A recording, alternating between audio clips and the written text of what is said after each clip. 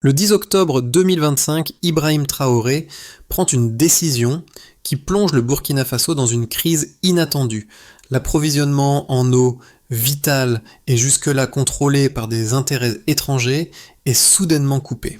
Alors que des files se forment dans les villes et que les tensions sociales montent, une question persiste.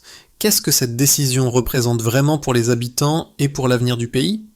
Ibrahim Traoré incarne-t-il un leader visionnaire ou un homme qui prend un risque trop grand ? Ce choix détermine-t-il le futur de la souveraineté ou du pays ? Le 10 octobre 2025, la fermeture soudaine de la rivière Sahel marque un tournant décisif pour le Burkina Faso. Cette décision radicale, prise par Ibrahim Traoré, fait face à des risques immédiats. Une baisse d'approvisionnement en eau jusqu'à 30%, la suspension d'un prêt de 400 millions de dollars et des menaces de sanctions internationales. Dans un contexte où l'eau devient une ressource précieuse et rare, l'enjeu pour la population est de taille. Les pénuries touchent d'abord Ouagadougou, où des files interminables se forment devant les points de distribution d'eau. En parallèle, des tensions sociales montent, mettant à l'épreuve la capacité de l'État à maintenir l'ordre et la stabilité. Le défi pour Ibrahim Traoré est clair. Préserver la souveraineté tout en minimisant les répercussions sur la vie quotidienne. Mais la question reste ouverte. Cette rupture permettra-t-elle une autonomie durable ou précipitera-t-elle le pays dans une crise plus profonde ? Le 10 octobre 2025, Ibrahim Traoré frappe un grand coup en fermant la rivière Sahel, une décision qui bouleverse profondément le quotidien des Burkinabés. Cette ressource, jusque-là gérée par des entreprises étrangères, devient désormais le centre d'une tension géopolitique et économique majeure. Les premières conséquences sont immédiates. Des pénuries d'eau se manifestent à Ouagadougou avec des files interminables et une pression sanitaire croissante. À la fois administrative et technique, la situation devient vite critique, nécessitant des ajustements urgents. Le pays se trouve face à un dilemme. La souveraineté sur ses ressources naturelles vaut-elle les sacrifices immédiats qu'elle impose ? Les experts s'opposent. Pour certains, il s'agit d'un acte de souveraineté nécessaire pour réduire la dépendance étrangère. La coupure de l'approvisionnement est vue comme un moyen d'atteindre l'autonomie, même si cela signifie une crise à court terme. Les infrastructures sont alors réévaluées et des équipes d'ingénieurs accompagnées de l'armée sont déployées pour sécuriser les stations de contrôle, les vannes et les barrages. Le pays cherche à transformer cette situation de crise en une opportunité pour se libérer de l'influence extérieure. Cependant, d'autres voix s'élèvent, soulignant les risques économiques et humanitaires d'une telle rupture. La suspension d'un prêt de 400 millions de dollars par le FMI est un premier signe inquiétant de l'isolement progressif du Burkina Faso sur la scène internationale. Dans les zones rurales, la situation est tout aussi tendue, mais les solutions adoptées par les communautés locales, comme l'irrigation manuelle ou l'utilisation de pompes solaires, montrent une capacité d'adaptation face à cette crise de l'eau. Ces stratégies locales, bien qu'efficaces à petite échelle, ne suffiront pas à compenser l'ampleur du problème à long terme. Ibrahim Traoré, un leader jeune et déterminé, incarne la volonté de rupture avec des décennies de dépendance aux puissances étrangères. Lorsqu'il décide de fermer la rivière Sahel, il s'engage dans une voie semée d'embûches. Pour lui, cette décision n'est pas simplement une rupture d'approvisionnement en eau, mais un acte symbolique de souveraineté. À ses yeux, le Burkina Faso doit reprendre le contrôle de ses ressources naturelles sans compromis. Cependant, la mise en œuvre de cette vision a un prix immédiat. Les premiers signes de la crise apparaissent rapidement. Les files devant les points d'eau s'allongent et les tensions sociales se font ressentir. Les habitants d'Ouagadougou, désemparés par les coupures d'eau, subissent un choc brutal. Dans les zones rurales, les fermiers, déjà touchés par la pénurie d'eau, doivent faire face à des défis supplémentaires pour maintenir leur récolte. Les efforts pour mettre en place des solutions locales, telles que l'irrigation manuelle et les pompes solaires, montrent un esprit de solidarité et de résilience. Cependant, ces réponses locales, bien qu'innovantes, ne suffisent pas à résoudre l'ampleur de la crise. Dans ce contexte difficile, la figure d'Ibrahim Traoré se transforme en un point de focalisation. Il n'est plus seulement un leader politique, mais également le représentant d'un projet de nation. Sa capacité à naviguer entre les pressions internes et externes sera déterminante. La manière dont il gère cette crise, ses relations avec les institutions internationales et sa communication avec la population seront des éléments clés pour maintenir sa position de leader. Le 10 octobre 2025, Ibrahim Traoré enclenche une série d'événements qui bouleversent l'équilibre du Burkina Faso. À l'aube de cette journée historique, la décision de fermer la rivière Sahel est mise en œuvre sans préavis, plongeant immédiatement le pays dans une crise. L'approvisionnement en eau, autrefois sous gestion étrangère, est brutalement coupé. Ce geste, symbolique d'une volonté d'indépendance, déclenche une réaction en chaîne. En l'espace de quelques heures, les pénuries se manifestent à Ouagadougou. Des files interminables se forment devant les points de distribution d'eau et une pression sanitaire s'installe alors que la chaleur étouffante accentue le manque d'hydratation. Le premier impact est immédiat. Les conditions de vie deviennent de plus en plus précaires. À mesure que les jours passent, la situation se détériore rapidement. Les habitants de la capitale, déjà vulnérables, doivent jongler avec les coupures d'eau, les hausses de prix et les tensions sociales croissantes. Les rumeurs d'une éventuelle pénurie alimentaire commencent à circuler, augmentant l'anxiété générale. En parallèle, les autorités mettent en place des solutions d'urgence, mais l'ampleur de la crise dépasse les attentes. Sur le plan administratif, l'État déploie des équipes d'ingénieurs et de techniciens escortés par l'armée pour sécuriser les infrastructures hydrauliques du pays. Stations de contrôle, barrages et vannes sont protégées à tout prix. Le gouvernement tente d'assurer le fonctionnement de ces installations critiques, mais il est clair que la gestion autonome de l'eau n'est pas une solution rapide. En attendant que des réparations soient effectuées, les autorités appellent à une mobilisation générale pour faire face aux conséquences immédiates de la coupure. Pendant ce temps, le pays est pris dans une bataille diplomatique avec la communauté internationale. Le FMI suspend un prêt crucial de 400 millions de dollars et des menaces de sanctions se font entendre de la part de l'Union européenne et des États-Unis. Des entreprises étrangères opérant dans la région suspendent leurs activités, ce qui aggrave la situation économique. Les pertes économiques directes sont estimées à plusieurs centaines de millions de dollars et les prix des produits de base connaissent une flambée spectaculaire. La population subit de plein fouet cette pression économique, ajoutant un fardeau supplémentaire à une crise déjà bien installée. Cependant, au-delà de cette spirale de perturbations économiques et sociales, des solutions commencent à émerger sur le terrain. Dans les zones rurales, des comités citoyens se forment pour organiser la distribution de l'eau. Des systèmes d'irrigation manuels sont mis en place et l'utilisation de pompes solaires et de la collecte d'eau de pluie devient une réponse de plus en plus courante. Bien que ces solutions locales apportent un certain réconfort aux communautés, elles ne sont pas suffisantes pour rétablir un approvisionnement stable. La situation devient ainsi une véritable épreuve de résistance. Ibrahim Traoré se retrouve au centre de ce tourbillon, naviguant entre la gestion de la crise interne et les pressions externes. Ces décisions doivent jongler entre l'affirmation de la souveraineté du pays et la nécessité de maintenir l'équilibre social et économique. La voie qu'il choisit déterminera non seulement la direction du Burkina Faso, mais aussi son avenir dans un contexte de plus en plus incertain. Les conséquences immédiates de la fermeture de la rivière Sahel sont d'une ampleur inédite pour le Burkina Faso. Selon les rapports du gouvernement, la pénurie d'eau a affecté jusqu'à 30% de l'approvisionnement dans certaines régions, notamment à Ouagadougou et dans les zones agricoles périphériques. Cette baisse drastique met en lumière la vulnérabilité du pays face à sa gestion de l'eau. Les autorités locales estiment que la demande en eau dépasse désormais l'offre disponible, entraînant une crise qui ne cesse de s'aggraver chaque jour.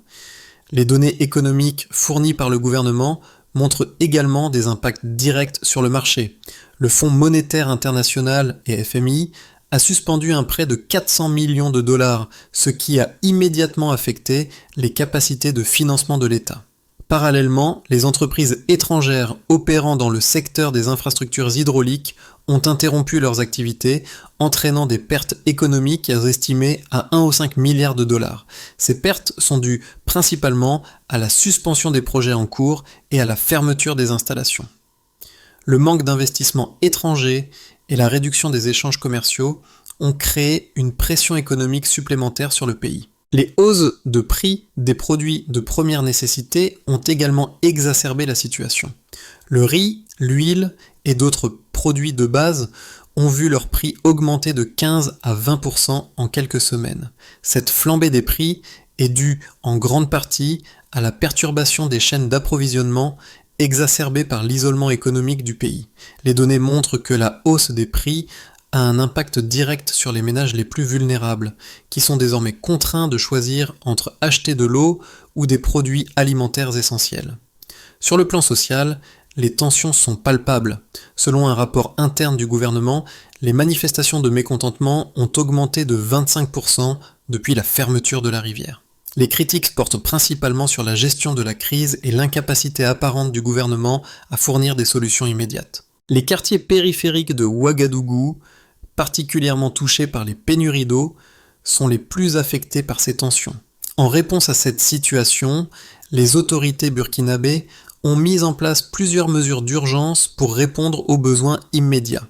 Des équipes d'ingénieurs ont été déployées pour réparer et sécuriser les infrastructures existantes, notamment les stations de pompage et les réservoirs d'eau.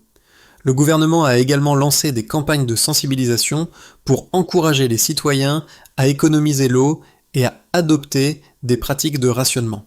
Cependant, ces solutions temporaires n'ont pas encore permis de rétablir une situation stable. La réduction de l'approvisionnement en eau a conduit à une augmentation de l'utilisation des systèmes d'irrigation manuelle et des pompes solaires dans les zones rurales, mais cela ne couvre qu'une fraction des besoins.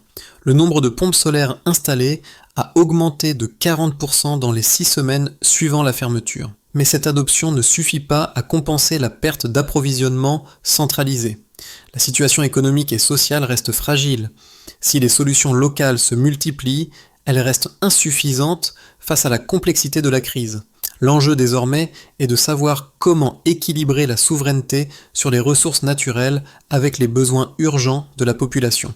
Ibrahim Traoré et son gouvernement doivent maintenant trouver des solutions durables pour éviter une escalade de la crise. La décision d'Ibrahim Traoré de fermer la rivière Sahel a généré 2 principales lectures contradictoires qui alimentent un débat national et international intense. D'un côté, ses partisans soulignent que cette rupture avec les intérêts étrangers représente un acte de souveraineté nécessaire pour affirmer le contrôle du Burkina Faso sur ses ressources naturelles. Cette démarche est présentée comme un moyen de se libérer d'une dépendance économique qui a duré trop longtemps, où l'exportation des ressources vitales était soumise à des décisions prises à l'extérieur du pays.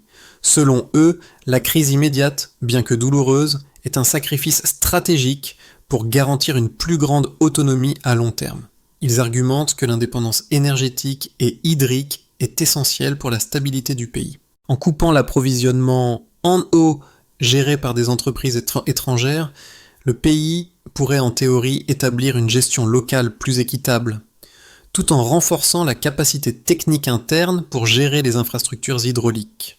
Les autorités ont d'ailleurs mis en place des stratégies pour sécuriser les stations de contrôle, les barrages et les vannes, avec l'espoir que cela permettra une meilleure gestion dans l'avenir. La mise en place d'alternatives locales, telles que l'irrigation manuelle et l'utilisation de pompes solaires, est également vue comme un moyen de répondre aux besoins immédiats tout en réduisant la dépendance. Cependant, les critiques de cette décision avancent que la souveraineté ne peut pas se substituer immédiatement à une gestion efficace. La fermeture de la rivière a plongé le pays dans une crise sans précédent, et les conséquences économiques, sociales et humaines se sont rapidement aggravées. Le FMI a suspendu un prêt de 400 millions de dollars et les entreprises étrangères ont suspendu leurs activités, ce qui a entraîné une perte directe estimée à 1,5 milliard de dollars. Les prix des produits alimentaires ont explosé, tandis que les tensions sociales se sont intensifiées, exacerbées par l'insuffisance des mesures prises pour répondre à la crise de l'eau. Certains experts estiment que le pays aurait dû préparer davantage de solutions alternatives avant de prendre une décision aussi radicale.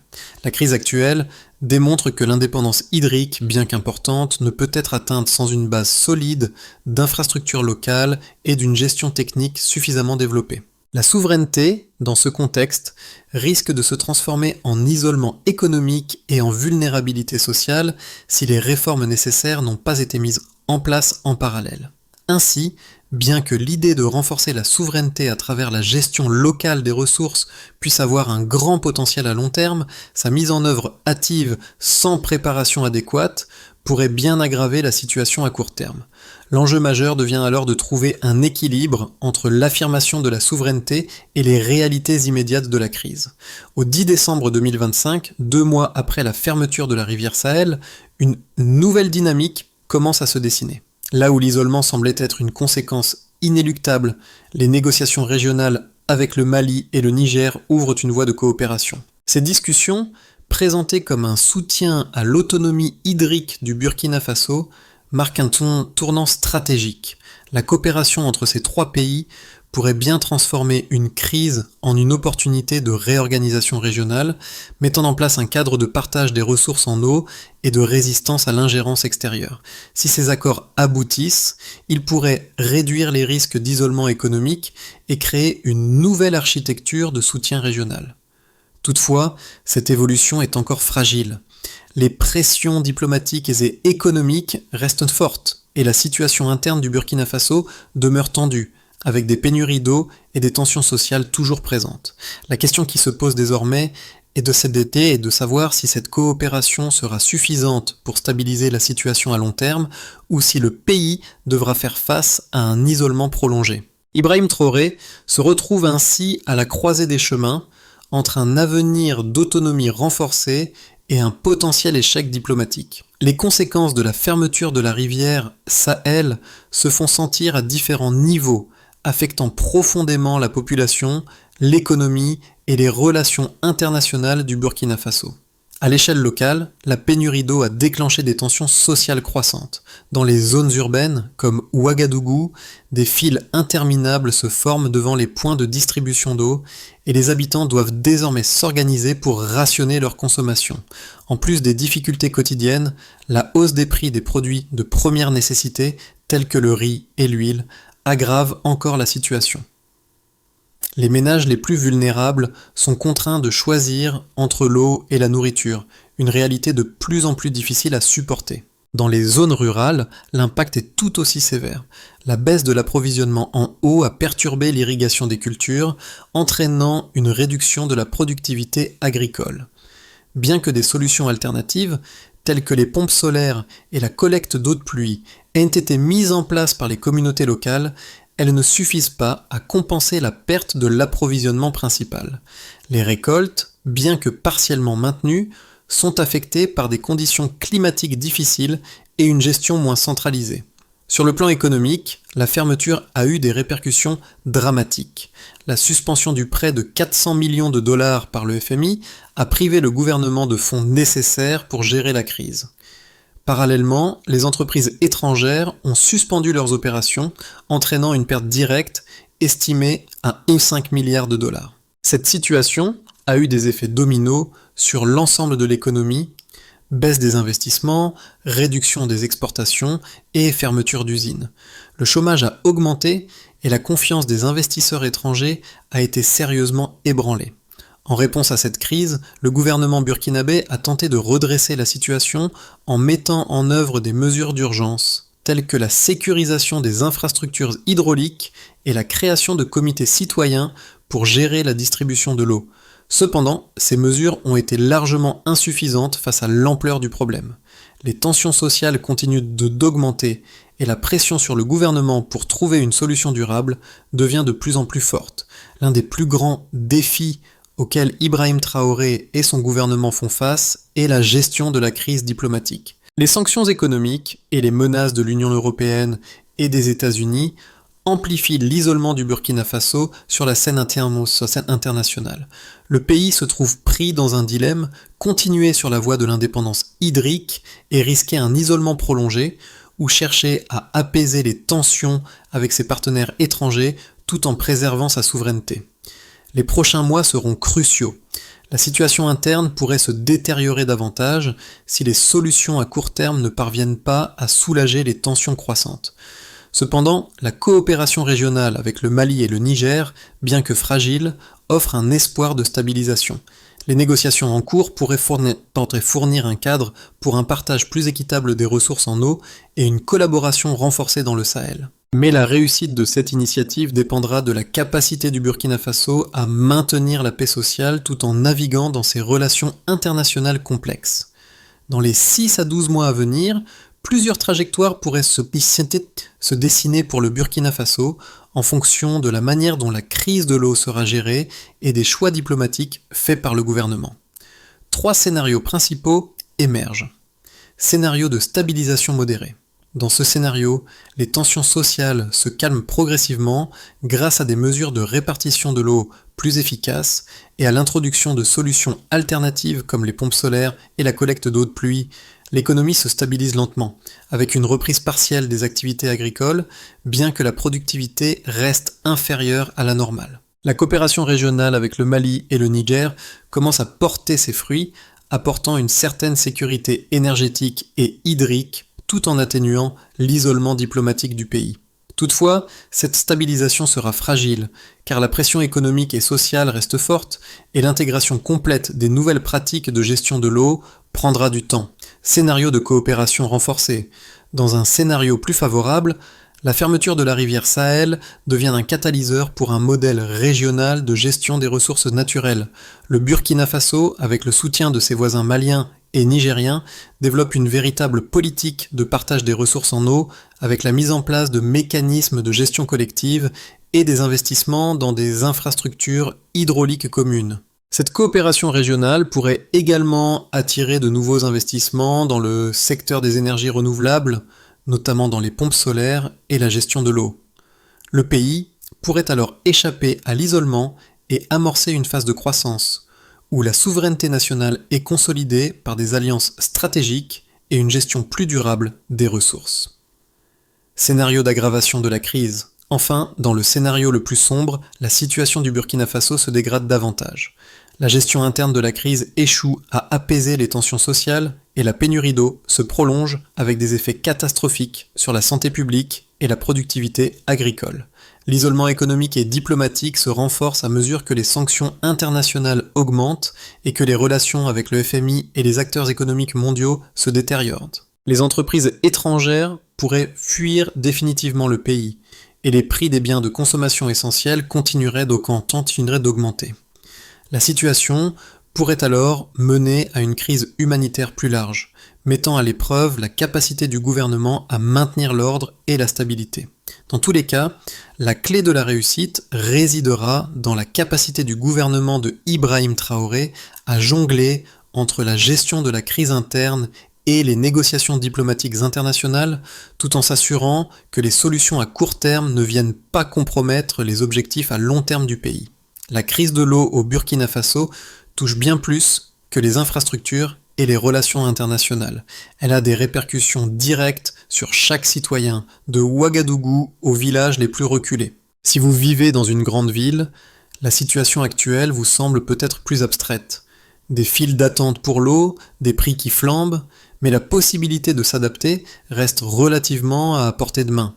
Mais que dire de ceux qui, en dehors des grandes agglomérations, subissent de plein fouet les effets de la pénurie d'eau dans leur quotidien? Pour eux, chaque goutte compte. Pensez aux agriculteurs qui se battent contre des rendements réduits faute d'irrigation suffisante. Imaginez les petites entreprises locales, déjà fragilisées par la crise économique, qui doivent maintenant faire face à des pénuries d'eau. Chaque décision prise par Ibrahim Traoré, chaque négociation internationale ne concerne pas seulement l'avenir politique du pays, mais aussi la vie de milliers de familles qui doivent jongler avec des défis accablants. En tant que spectateurs, nous devons comprendre que cette crise n'est pas seulement une question de chiffres ou de politique, mais un problème humain qui touche les plus vulnérables en premier. Que faire face à une situation aussi complexe? Pour certains, c'est une opportunité d'agir, de s'engager et de renforcer les solutions locales. Pour d'autres, cela suscite une réflexion plus profonde sur ce qu'une souveraineté véritable implique pour les citoyens du Burkina Faso. Nous devons nous interroger. Que devons-nous faire à titre individuel pour soutenir ces efforts? Comment pouvons-nous participer à la recherche de solutions collectives pour surmonter cette crise. Pour sortir de cette crise de l'eau et rétablir un équilibre durable, plusieurs étapes doivent être franchies. Le gouvernement, sous la direction d'Ibrahim Traoré, doit d'abord sécuriser les infrastructures existantes, en particulier les stations de pompage et les réservoirs d'eau, pour garantir que l'approvisionnement soit aussi stable que possible pendant la transition. Des équipes techniques et des ingénieurs doivent être déployés pour auditer et réhabiliter ces infrastructures afin de minimiser les perturbations à court terme. Cela pourrait inclure des réparations d'urgence, des tests de qualité de l'eau et une gestion plus efficace des ressources. Deuxièmement, la mise en place de solutions alternatives pour gérer la pénurie d'eau à long terme est essentielle. Le gouvernement doit intensifier le soutien aux solutions locales comme les pompes solaires et la collecte d'eau de pluie. Cela pourrait être renforcé par la formation d'équipes locales et la mise en place de subventions pour les technologies de gestion durable de l'eau, en particulier dans les zones rurales où l'accès aux ressources est limité.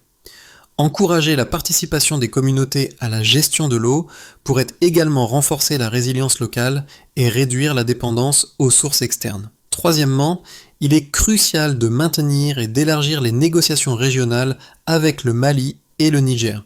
Cette coopération permettrait non seulement de partager les ressources en eau, mais aussi de renforcer les capacités techniques des pays voisins, créant ainsi une base solide pour une gestion partagée et durable de l'eau dans la région.